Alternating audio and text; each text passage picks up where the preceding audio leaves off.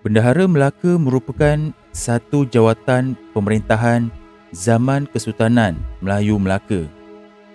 Jika merujuk Wikipedia, jawatan bendahara disamakan dengan jawatan Perdana Menteri kini. Dalam konteks pentadbiran institusi Kesultanan Melayu silam, jawatan bendahara bukanlah sama dengan jawatan Perdana Menteri dalam pentadbiran negara Malaysia zaman ini. Dari sudut kaedah bagaimana sesebuah negara itu diperintah mengikut landasan syariat Islam, jawatan bendahara mirip kepada Menteri Tunggal atau Menteri berkuasa penuh yang diberi mandat oleh Khalifah atau Raja untuk menjalankan semua urusan pentadbiran negeri mengikut pertimbangan dan kebijaksanaannya serta melaksanakannya mengikut ijtihadnya.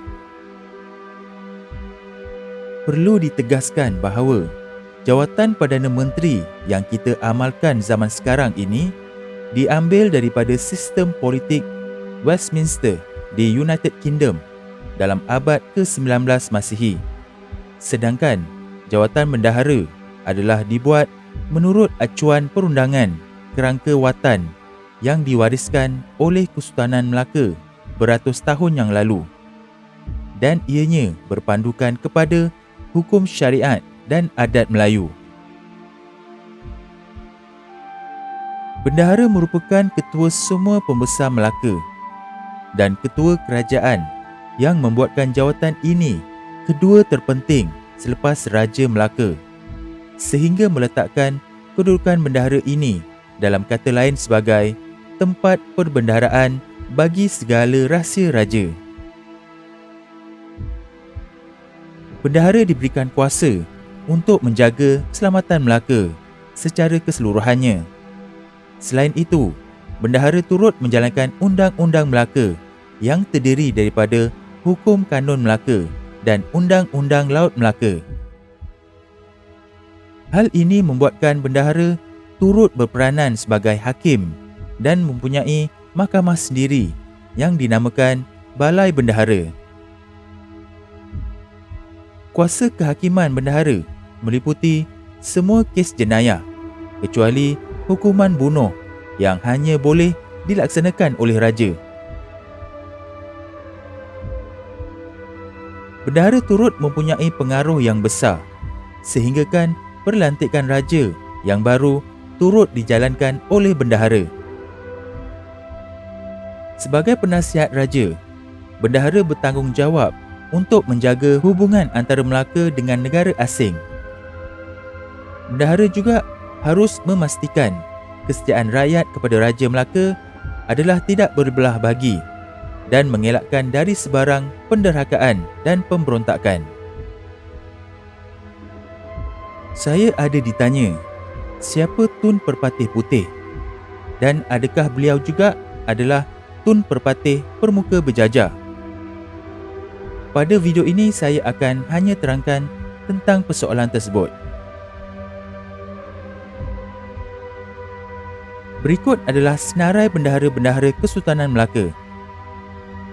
Bendahara Seri Wak Raja I, Tun Perpatih Permuka Berjajah, iaitu Raden Bagus. Bendahara Seri Amar Diraja, Raden Anom. Bendahara Seri Wak Raja II, Tun Perpatih Sedang bin Tun Perpatih Permuka Berjajah.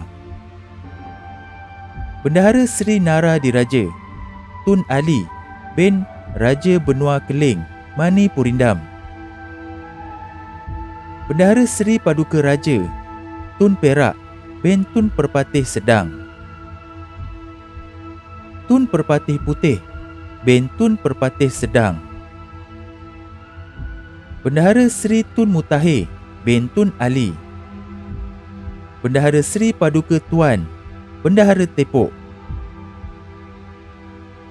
Berdasarkan susunan senarai bendahara-bendahara Kesultanan Melaka ini, jelas menunjukkan bahawa bendahara pertama iaitu Tun Perpatih Permuka Berjajah dan bendahara ke-6 iaitu Tun Perpatih Putih adalah dua bendahara yang berbeza dan bukanlah orang yang sama. Hanya persamaan pada penggunaan pangkal nama iaitu Tun Perpatih saja.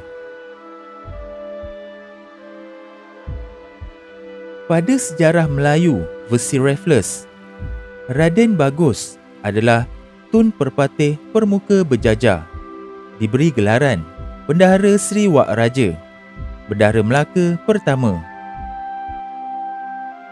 Setelah Sultan Mahkota mangkat, iaitu Sultan Melaka kedua, Raja Tengah iaitu adik beliau yang kedua telah dilantik menjadi Sultan Melaka dengan gelaran Sultan Muhammad Shah, Sultan Melaka ketiga.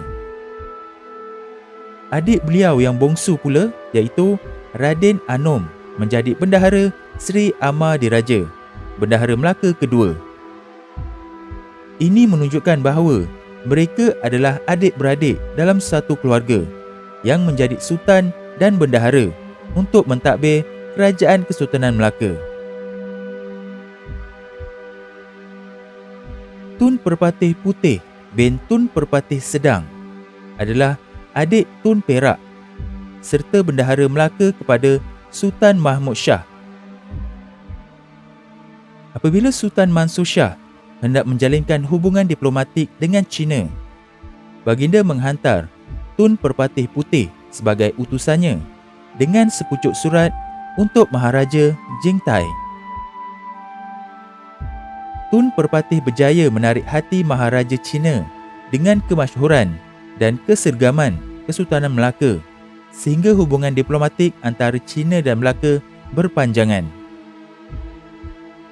Selepas Bendahara Paduka Tun Perak meninggal dunia pada tahun 1498, Sultan Mahmud Shah melantik Tun Perpatih Putih sebagai Bendahara Melaka yang baru dan kemudiannya dikenali sebagai Bendahara Putih.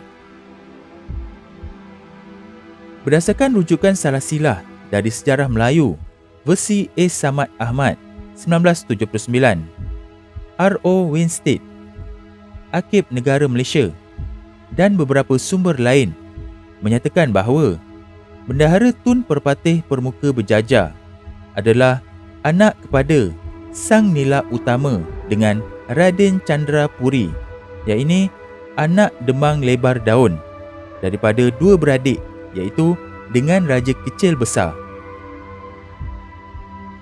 Kemudian Tun Perpatih Putih pula anak kepada Tun Perpatih Sedang, iaitu bendahara ketiga, di mana Tun Perpatih Putih dari susur galur Raja Kecil Besar, iaitu adik kepada Bendahara Tun Perpatih Permuka Berjajah. Ini menunjukkan bahawa hampir semua raja-raja Melaka pada masa itu mempunyai pertalian kekerabatan secara langsung atau tidak langsung dengan bendahara.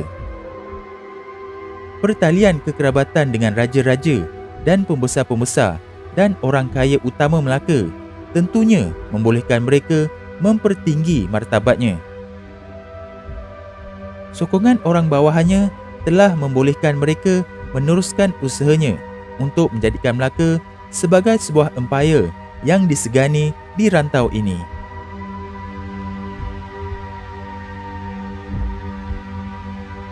Jangan lupa sertai ahli member channel Eksplorasi Misteri Mistik ini dengan klik pada butang join di bawah video ini atau klik link pada ruangan description. Terdapat 4 pilihan peringkat package yang disediakan. Untuk penerangan lanjut sila klik join sekarang dan anda akan dibawa kepada video penerangan berkenaan package-package tersebut.